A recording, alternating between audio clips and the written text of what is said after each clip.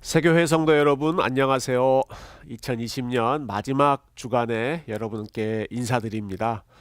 말 그대로 다사다난했던 2020년을 저희가 보냈습니다. 함께 모이기 어려운 상황이어서 여러 가지 아쉬운 부분들이 참 많이 있었는데요. 그 중에 한 가지를 꼽으라면 우리가 그리스도의 몸으로서 한 공동체로서 누릴 수 있는 참 귀한 특권이죠.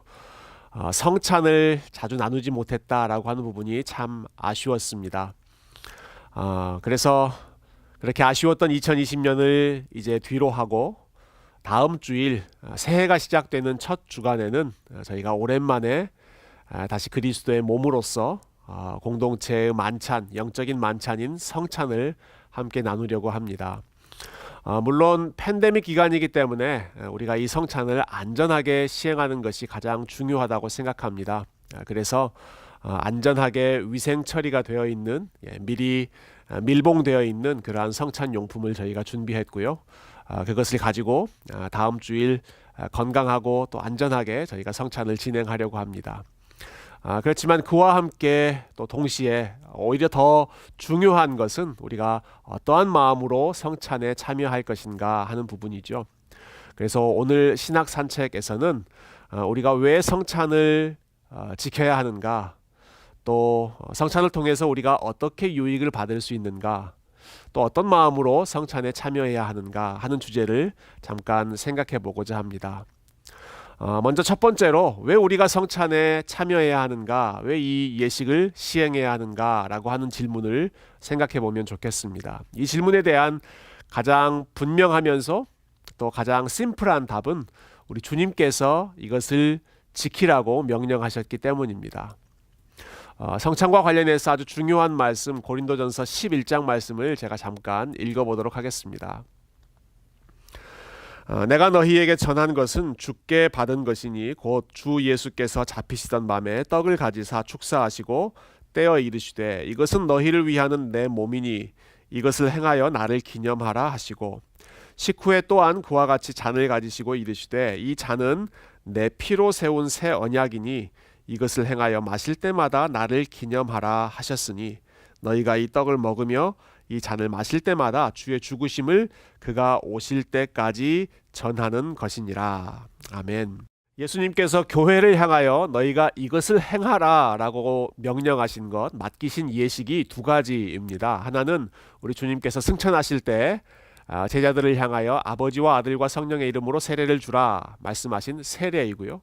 다른 하나는 우리 주님께서 잡히시던 날, 즉 십자가에 못 박히시기 바로 전날 제자들에게 제정해 주시고 너희가 이것을 행하여 나를 기념하라, 기억하라 말씀하셨던 성찬입니다. 그래서 개혁주의 교회는 주님께서 직접 제정해 주셨던 이 두 가지 예식만을 성예, 거룩한 예식으로 인정하고 지키고 있는데요. 그런데 이 두 가지 중에서 세례는 저와 여러분이 평생 딱 한 번만 받습니다. 그렇지만 성찬은 계속해서 정기적으로 아마 어렸을 때부터 신앙생활을 하신 분이라면 아마 평생 한 100번 이상 정도의 횟수로 성찬에 참여하게 되실 것입니다. 그렇기 때문에 훨씬 자주 그리고 정기적으로 참여하는 이 성찬의 의미를 우리가 잘 이해하고 생각하는 것이 중요하겠죠. 성찬은 주님께서 저와 여러분의 연약함을 아시고 우리의 연약함을 고려하여 주셔서 우리의 믿음을 강하게 만들기 위해서 도와주시는 은혜의 수단, 그것이 성찬입니다. 어떤 면에서 우리의 연약함을 고려하신 것인가? 여러분, 우리는 살과 피를 가지고 있는 육체적인 존재로 살아가고 있습니다. 그렇기 때문에 눈에 보이지 않는 것을 생각하는 것보다는 무엇인가 눈에 보이고 손으로 만질 수 있는 것을 통해서 경험하고 확인할 때 그 의미를 더 분명하게 우리가 깨달을 수가 있습니다. 아마 이러한 측면은 팬데믹 시대를 살고 있는 저와 여러분이 무엇보다 더 분명하게 실감하고 있는 부분이라고 생각합니다. 우리가 만날 수 없기 때문에 온라인을 통해서 서로를 보기도 하고요. 그렇게 교제를 나누기도 하고 혹은 전화나 메시지나 이러한 다양한 방식을 통해서 서로 간의 관계를 계속해서 유지하고 있기는 하지만 그러나 직접 우리가 만나서 한 공간 안에서 서로와 서로의 얼굴을 맞대고 숨결을 느끼면서 서로의 감정을 또 함께 공유하면서 맛보는 그 관계의 깊이를 따라갈 수 있는 것은 온라인이 도저히 할 수 없는 일입니다. 우리가 육체를 가지고 있는 존재이기 때문에 그런 것이죠. 같은 공간, 같은 물리적인 상황 속에서 함께 교제하는 것이 훨씬 더 우리의 관계를 깊게 만드는 것입니다. 하나님께서 저와 여러분을 창조하실 때 마치 천사들처럼 육체가 없이 영적인 존재로 창조하신 것이 아니라 저와 여러분을 살과 피를 가진 육체적인 존재로 창조하셨습니다. 그래서 하나님께서 우리를 구원하실 때에도 단순히 멀리서 하늘에서 우리를 향하여 큰 소리로 외치시면서 내가 너를 사랑한다, 내가 너를 구원하겠다, 내가 너의 모든 죄를 용서하겠다, 그냥 말씀만 하신 것이 아니라 직접 우리와 똑같은 살과 피를 가지신 아들 예수 그리스도를 이 땅 가운데 보내셔서 저와 여러분을 구원해 주시고 저와 여러분을 만나 주셨죠.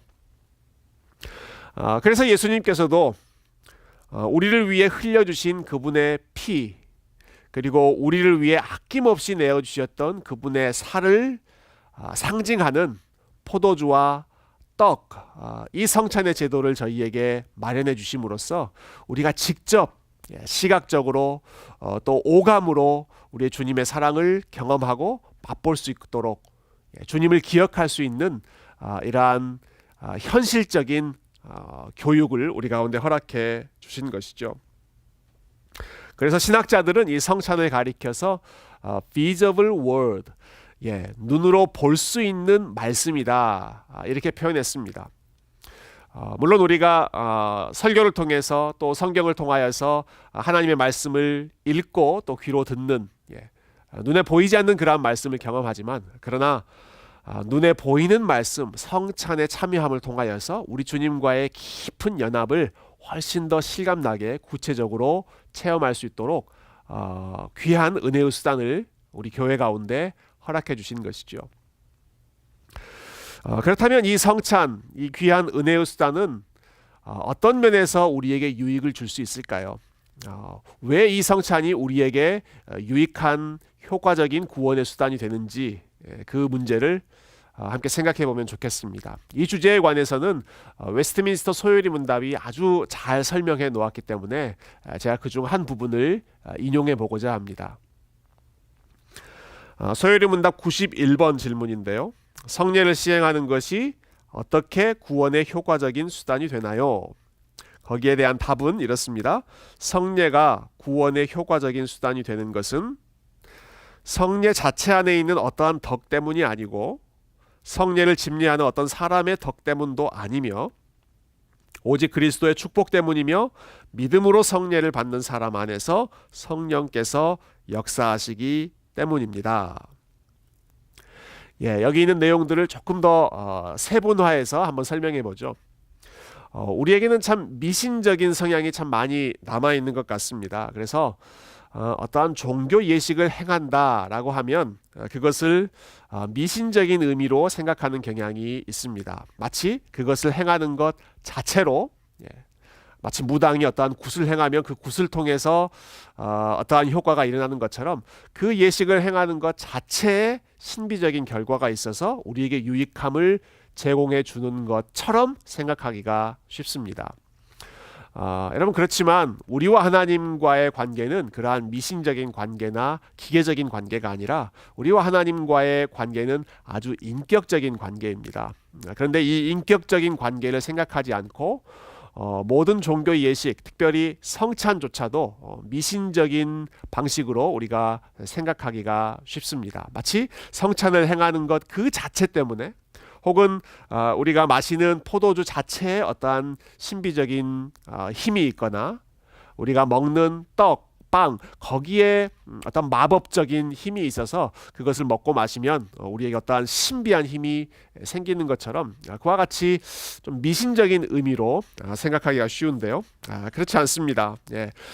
포도주 역시 포도주일 뿐이고 떡 역시 떡일 뿐입니다. 그것 자체가 어떻게 신비한 물질로 변화돼서 어떤 신비한 효과를 이끌어내는 것은 아니죠. 또 두 번째로 생각하고 싶은 것은요. 우리가 성찬을 통해서 유익을 얻는 것은 그 성찬을 집례하는 어떤 사람의 거룩함이나 덕 때문도 아니다. 소요리 문답이 그 부분을 지적하고 있죠.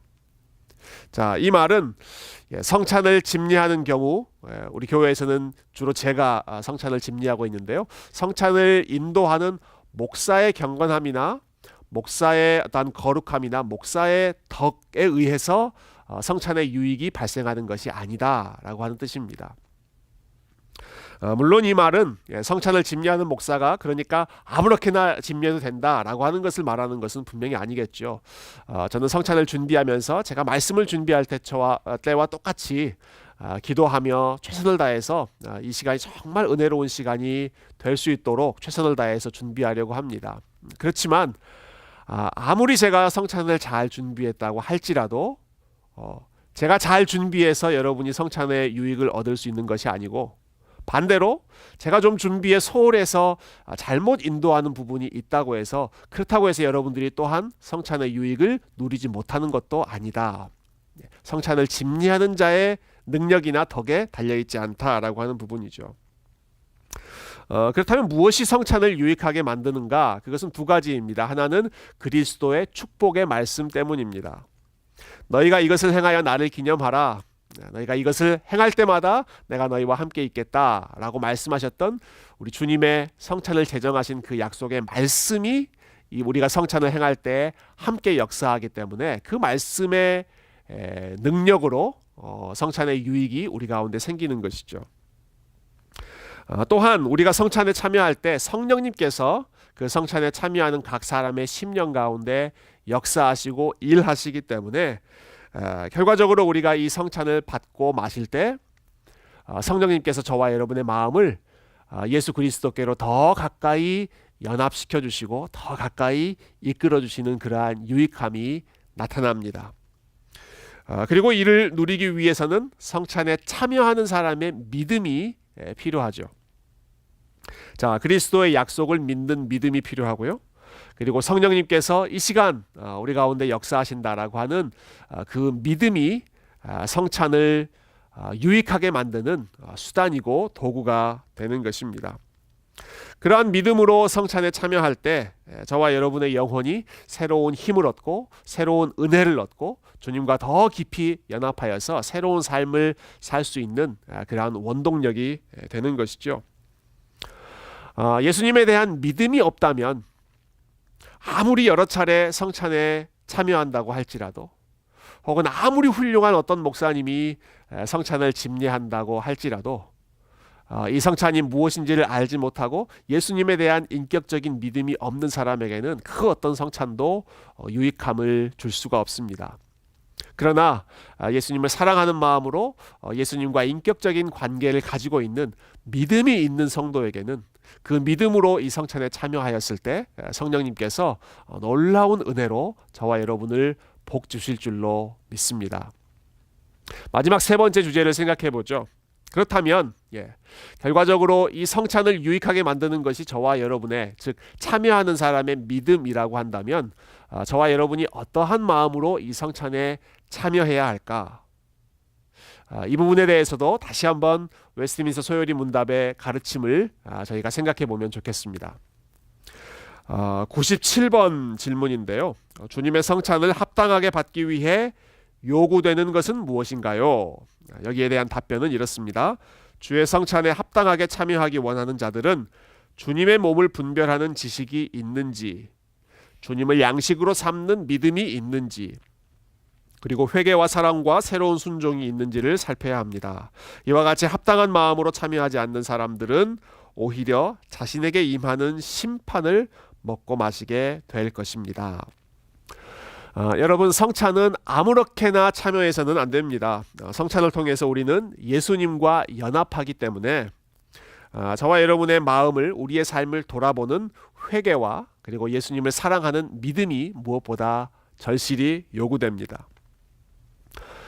예수님이 어떤 분이신지를 알지 못한다거나 혹은 예수님을 나의 주인으로 아직 고백하고 있지 않다라고 했을 때에는 성찬에 아무리 열심히 참여한다고 하더라도 그것을 통해서 유익을 얻을 수 없습니다. 예수님에 대한 분명한 신앙의 고백이 있을 때 유익함이 생기는 것이죠. 뿐만 아니라 공개적으로 드러난 죄를 범하고 있거나 혹은 어떠한 죄를 의도적으로 고의적으로 계속해서 반복하고 있는 사람이라면, 그것을 회개하지 않고 여전히 완고하게 죄 가운데 살고 있는 사람이라면, 그러한 상태에서 이 성찬에 참여할 때 주님께서 기뻐하시지 않습니다. 그래서 우리의 삶을 먼저 돌아보고 우리의 믿음을 먼저 돌아보는, 우리의 삶을 분별하는 가운데 믿음으로 성찬에 참여하는 것이 올바른 성찬의 자세라고 할 수 있겠습니다. 그런데 이와 관련해서 한 가지 꼭 기억하면 좋겠습니다. 그렇게 우리 자신을 돌아보아야 한다, 분별해야 한다라고 하는 말은 나의 죄악된 삶을 깨끗하게 청산하고 주님께 헌신한 증거가 있을 때만 그것이 하나의 조건이 되어서 이 성찬에 참여할 수 있는 자격을 부여한다라고 하는 그러한 의미는 아닙니다. 현실적으로 본다면 이러한 자격을 완벽하게 갖춘 상태로, 깨끗한 상태로 성찬에 참여하는 사람은 거의 없다, 한 사람도 없다고 말하는 것이 성경적으로 볼 때 옳은 평가이겠죠. 여러분, 성찬은 우리가 연약하기 때문에 하나님께서 그것을 도와주시기 위해서 준비해 주신 은혜의 수단입니다. 연약하기 때문에, 우리가 부족하기 때문에 도움의 수단으로 주신 것이 성찬이죠. 내가 잘 살았기 때문에 성찬에 참여할 수 있는 자격이 나에게 주어졌다라는 것이 아니라, 내가 연약하기 때문에 나는 그리스도의 은혜가 필요한 사람이고, 내가 부족하기 때문에 주님께로부터 양식을 공급받고 은혜를 공급받아야만 나는 살 수 있는 사람입니다 하는 이러한 믿음, 그리스도의 은혜, 그리스도의 죄사함, 그리스도의 용서하심을 간절히 소망하는 그러한 갈망을 가지고 있을 때, 그러한 간절함이야말로 성찬에 참여하는 가장 좋은 자세이고 태도일 것입니다. 마치 배가 고픈 상태에서 우리가 식사의 자리에 참여하는 것처럼 하나님의 은혜를 간절히 사모하는 그러한 영적인 갈급함, 영적인 배고픔이야말로 우리가 성찬에 참여하는 가장 올바른 믿음의 태도인 것이죠. 이처럼 우리가 성찬에 나아갈 때 필요한 요소가 세 가지라고 저는 정리하고 싶습니다. 먼저는 내가 하나님 앞에, 거룩하신 주님 앞에 나아갈 수 없는 죄인이라고 하는 사실입니다. 내가 죄인이라고 하는 사실을 겸손하게 인정하고 회개하는 그러한 마음이 첫 번째 요소이고요. 두 번째는 그럼에도 불구하고 나처럼 부족한 죄인을 우리 주님께서는 용납하시고 용서하시고 그분의 임재 가운데로 그분과 함께 연합할 수 있는 그 복된 자리로 초청해 주신다라고 하는 믿음이 두 번째로 필요하고요. 마지막 세 번째는 그렇게 주님과 연합하여 다시 한번 주님께서 주시는 힘으로, 은혜로, 성령의 능력으로 다시 하나님께서 기뻐하시는 삶을 위해 힘차게 나아가겠다는 소망의 마음으로 여러분들께서 성찬의 자리로 참여해 주시면 감사하겠습니다. 이러한 마음으로 참여할 때 우리 하나님께서 성찬을 통하여 큰 은혜를 주실 줄로 믿습니다. 2021년 새해를 시작하면서 저와 여러분이 주님과 함께 믿음으로 연합하여 이 한 해를 믿음으로 출발하고 우리 하나님께 영광 돌리는 그러한 삶을 위하여 다시 한번 결단하는 복된 시간이 되기를 간절히 소망하며 이번 주일에 함께할 성찬의 은혜를 사모합니다. 여러분, 한 주 은혜 가운데 승리하시고 이번 주일에 성찬의 자리에서 함께 만나도록 하겠습니다. 감사합니다.